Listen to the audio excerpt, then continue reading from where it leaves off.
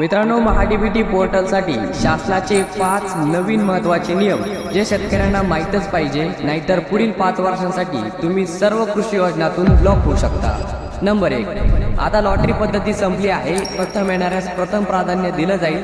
त्यानुसार अर्जदारांची क्रमवार यादी महाडीबीटी पोर्टलवर उपलब्ध राहणार आहे। नंबर 2, लाभार्थ्याने योजनेचा 3 वर्ष लाभ घेणे अनिवार्य आहे। लाभ न घेतल्यास किंवा गैरवापर केल्यास अनुदान परत घेतले जाईल आणि आधार व फार्मर आयडी पुढील 3 वर्ष ब्लॉक होईल।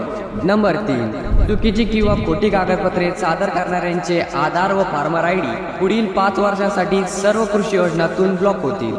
नंबर 4, 7/12, 8 जात प्रमाणपत्र यांसारखी महत्त्वाची कागदपत्रे आता API प्रणालीद्वारे थेट ऑनलाईन तपासली जाणार आहे, जेणेकरून तपासणी जलद आणि अचूक होईल। नंबर 5, दिलेल्या मुदतीत लाभ न घेतल्यास अर्जदाराला SMS द्वारे कळवून त्यांचा अर्ज रद्द केला जाईल।